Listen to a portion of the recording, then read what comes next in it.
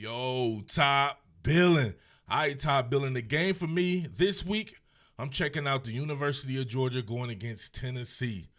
Man, I absolutely love what Tennessee is doing. Tennessee is on a serious come up. It has completely revamped the roster. It has some elite personnel on both sides of the ball. So that should be pretty cool to see it go against a potential juggernaut in the University of Georgia. So we know about the familiarity with both these teams, with all the coaches playing or coaching with each other on the same staff. Pretty much everybody's from Alabama or Georgia.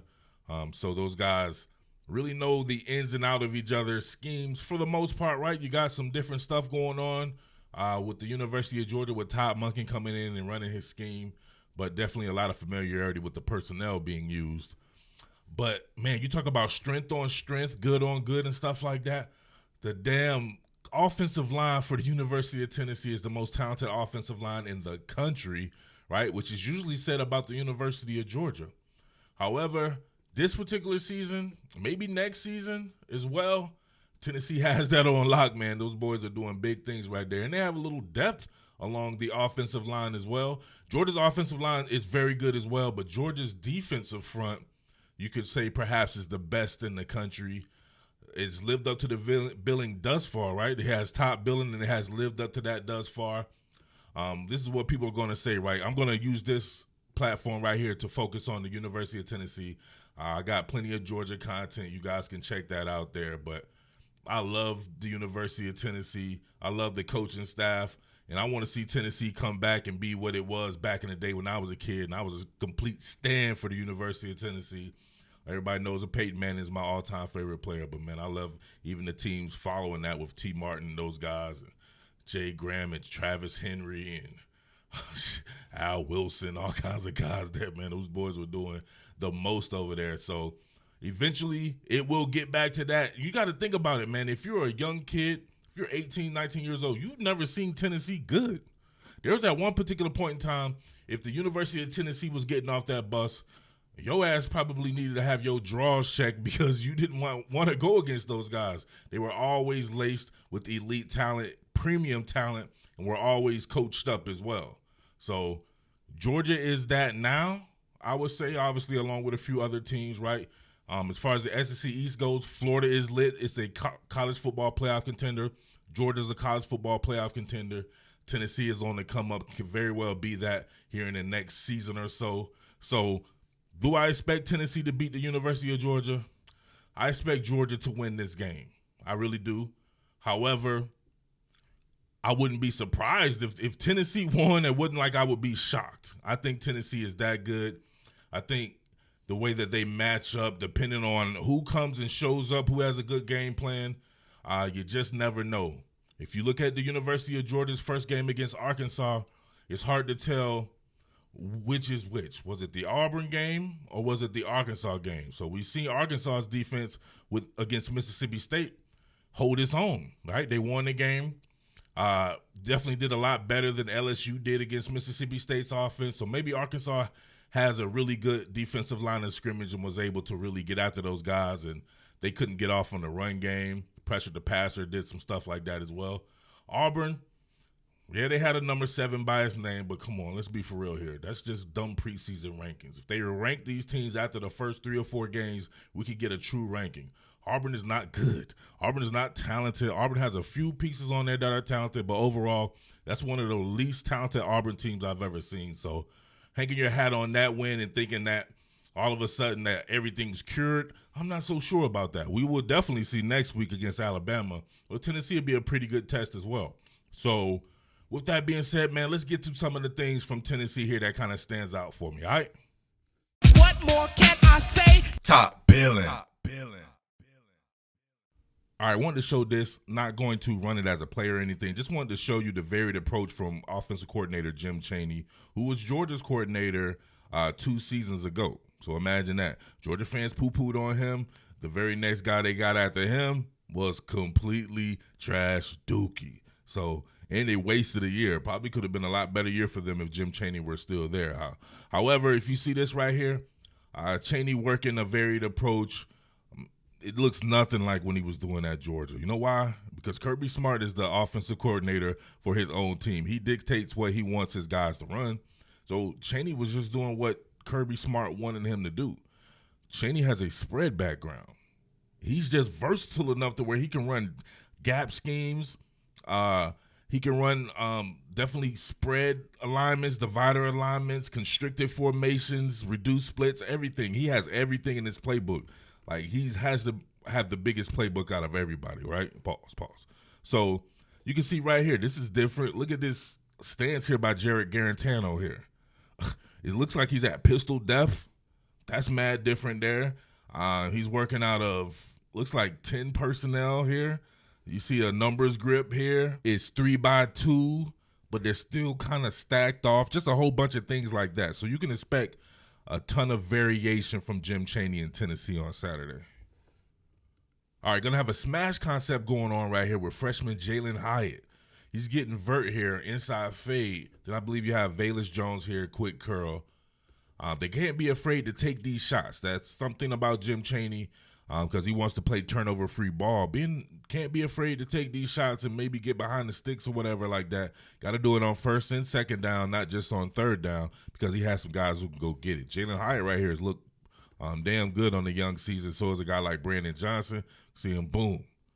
Hit that. Pie-out. Great throw by your man Guarantano. And can't be afraid to take these shots at all. They're working at pistol depth here. As a matter of fact, let's go and see what Hyatt did a little closer. All right, we see Hyatt here in the slot. So he gets a cold approach from the defensive back who's really just in a shuffle here. Now look at him, give him half a man. You want to lean and dip right here when you're going by him. Give him a smaller surface area to work with when he's trying to combat that in the chicken fighting stage. He immediately starts to track because he has him stacked. This kid has some wheels, man. Blows by this dude like he's standing still, then starts to track on the fade here. Guarantano puts that bad boy to the outside shoulder. All he has to do is Ken Griffey this, and he's good. And he does just that. Nasty. Absolutely nasty. All right, you're going to have max protect on this. You see the snug formations going on. You got Ramel Keaton here, my boy, running what looks to be a hook. Then you're going to have a deep over route, I believe, by Josh Palmer here. I can't exactly see who that is. I want to say it's Josh Palmer. And once again, Guarantano puts that bad boy exactly where it needs to be.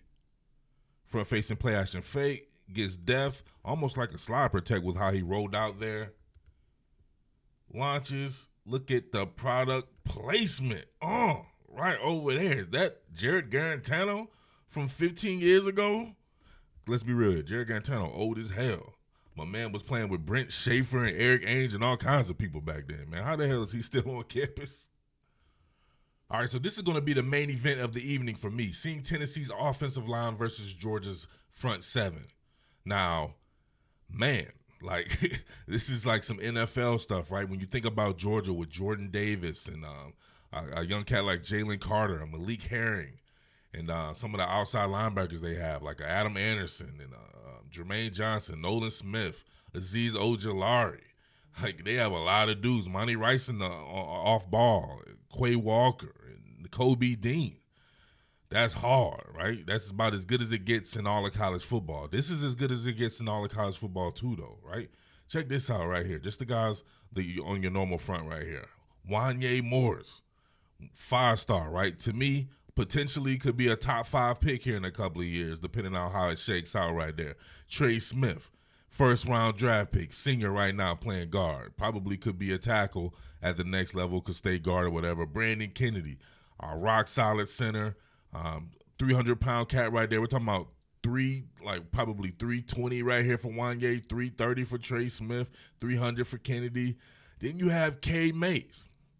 Cade Mays is the best offensive lineman on Georgia, except now he plays for Tennessee. He was the best returning offensive lineman for Georgia, and he was added to this as a 5-star transfer, sitting right at a right guard spot next to another 5-star in Darnell Wright. So we're talking about 330 and 330 again. So this is one of your bigger lines. This is traditionally what Jim Chaney works with. The only thing I don't like about Jim Chaney with these big lines is the use of zone schemes. think should definitely work a lot more power schemes, gap blocking schemes, and stuff like that with these big guys. Trying to get these big guys on reach blocks and stuff like that. Sometimes I think it's counterproductive for their size. But who am I to tell Jim Chaney? He's my favorite coordinator. I learned from him, so he's my god. So salute to my boy Jim Chaney. All right, so what you're going to have here, if we check this out, you're going to have a counter OT here, right? You're just pulling your backside tackle, which is Wanye. You're pulling him for a kick-out block right here. Let him snot bubble somebody out. Then you got Eric Gray, who I said last season reminds me of DeAndre Swift, and that was when he was a little smaller. Now he looks just like DeAndre Swift. I was blown away by how big this cat has gotten, right? He looks to be every bit of over 200 pounds. He's probably bigger than that. We know DeAndre Swift was about 210, 212 pounds when he's in real good shape there. So he's definitely looking to be that. And we can see right here on this, we'll run this a little bit here. Bang! Look at that block. Come on. Look at Big Wanye getting out there with his athleticism coming through, right? Almost has zone flow to it. Down blocks there. And then this dude. You don't want to be this dude right here. Baya, right there. Shorten his neck a little bit. Let Eric Gray get in the open field. I don't think there's a man alive who can tackle this guy in the open field for real. Look at this. Get this man with a two-way go. Look at him. Hit him with the crossover like we would see from DeAndre Swift. Great blocking there by Josh Palmer. Touchdown, baby. Touchdown. So can they get this kind of stuff off on Georgia? It's going to be tough. It really is going to be tough, right? When you're talking about a front seven, they just have more bodies than you have. But they have bigger bodies at the University of Tennessee, so it's going to be strength on strength, man. That's going to be fun to watch for sure right there. Take your eye off the ball and watch that shit. You know what I'm saying? For real. All right, some more run blocking here. This time you got Jerome Carvin in the game, I believe, at the right guard spot. Cade Mays at the right tackle spot, so they can rotate guys in through here. But you see him just working out the stretch here. See a backside cut from Cade Mays. You got Trey Smith trying to climb up to the second level, and the guy's scared, so he tries to vacate there, and Trey Smith is just too damn big. He's like, you know what? I'm going down. I'm going down. Jerome Carvin out here climbing to the second level. But look at Brandon Kennedy here. He watches his guy to the concession stand, washes his ass away like rain. Good job of Eric Gray navigating this on the outside hip, or the inside hip, actually, of Jerome Carvin.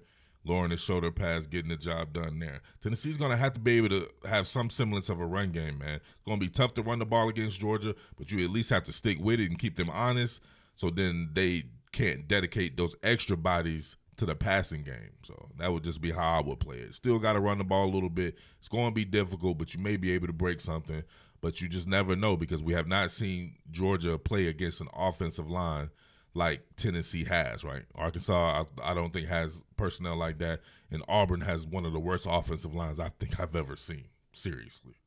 All right, another characteristic they're going to have to use is going to be Guarantano's legs. Guarantano's a decent athlete. He's not a great athlete by any stretch of the imagination, but he can keep you honest. We see here on a read option, it's pretty much a quick zone, right? So it's a zone read. You can see them reading this edge player right here, but it's off of a quick zone. You got Princeton Fant in the game as well. Kind of seal off there to the second level. You can see him reading this. My man stays home, so why not just go ahead and give it off there? And he kind of keeps them honest by letting them know, like, hey, I could run this as well. So you run this a couple of different times. It is what it is. But look at his seal off, man. Look at Wanye and Trey Smith and these boys go to work. Look at this. Baya. Nasty Fant climbs up. Eric Gray's 0 to 60 is phenomenal. Able to get you a pretty decent gainer right here. All right, on the other side of the ball, Georgia has very good offensive personnel. No doubt about that. It has a very good offensive line of its own, at least from a talent standpoint. It didn't look that way in the first game, but in the second game against Auburn, it did. However, like I said before, I think Auburn's defense is trash dookie, and it doesn't have the type of talent that it had before. So is it more like it is in the first game against Arkansas where it kind of struggled with a lot of the point of attack? It struggled at the point of attack. It struggled climbing up to the second level. It struggled getting off of or maintaining blocks. It just struggled with its physicality in general. Or is it like the second game? So you just don't know. I think Tennessee has a chance to very much mirror what Arkansas did in the first game against Georgia. Tennessee is loaded on defense. They're not Georgia loaded, but maybe the next tier, all they have to do is start putting it together now as far as game planning and being assignment friendly or assignment sound. But as far as the personnel goes, Tennessee, man, of course that's going to be Jeremy Pruitt's calling card, and the staff with like a Derek Ansley and these guys, they're going to recruit great defensive players as well. So they have a few guys on Tennessee, I think, that could start on Georgia. And you can't say that with very many other teams at all, right? So one of the guys here, Henry To'o, this kid is a freak. I've been wanting to do something on him for a while, but his athleticism is crazy. His ability to diagnose is crazy, and he's just a true sophomore. So you're going to get a QB counter here, and you can see a double at the point of attack right here. Double at the point of attack. Then they're going to pull a guard down, or going to pull a guard around here to work against Kevon Bennett. They doubled Elijah Simmons here, but then you'll see if Henry To'o is left clean, there's not a tackle that he can't make. Not at all. Boom, double that. You see the pull around here on the kick out, but look at Henry To'o. They're unable to reach him, and he ain't going to miss too many tackles. His speed, his length, everything, all of that is dope, man. What, he's about 6'2", 6'3" cat. He is athletically gifted, sound tackler. I love everything about this kid's game. All right, one thing that I noticed about Tennessee that could be problematic is its rush defense. Not anything to do with the personnel, though, because like I said before, they're loaded. It's just that these guys can get a little bit over-aggressive and kind of get out of their lane assignments there. So, see these guys going right here. Let me see what's up. Looks like it's just your standard inside zone here. Actually, it's a zone read itself there, so Middleton stays home here. You got Prime Garland. What's that? Yeah, it looks like Prime Garland right there. Late on his assignment, getting off a block right there. Unable to stay parallel to the line of scrimmage. Got quite a few dudes here. So now we see Quay Crouch here, unable to get off a block. These guys just got to get off blocks, man. To'o getting sealed away there. Boom. DB getting leapt over. So it's just stuff like that, man, and you'll see this quite a bit. Now, I know people are going to come in here and talk about how Missouri and this and that or whatever like that. Just relax, right? None of these teams have really played anyone. That's why they set this up like that. Missouri's no different to me than like Auburn, if we're being serious about this shit. But you can see right here with the rush lanes and the intentions here. Got to get off these blocks. No doubt about it. But the talent is there, man, for sure. Tyler Barron, he looks good to me. But way too many bodies on the ground, and definitely need to be able to add extra men to the box. I would force Georgia to throw. All right, you don't know. This guy does not have long history to him, the quarterback, Stetson Bennett. He looks pretty good, but I would make him look good, right? I know Georgia can run the ball. If they get that run game going, I don't think Tennessee could compete. If they really start chunking them off like that, it's going to be hard for Tennessee to compete. So they need extra bodies in the box. But they need to get those rush lane assignments correct. What more can I say? Top Billin.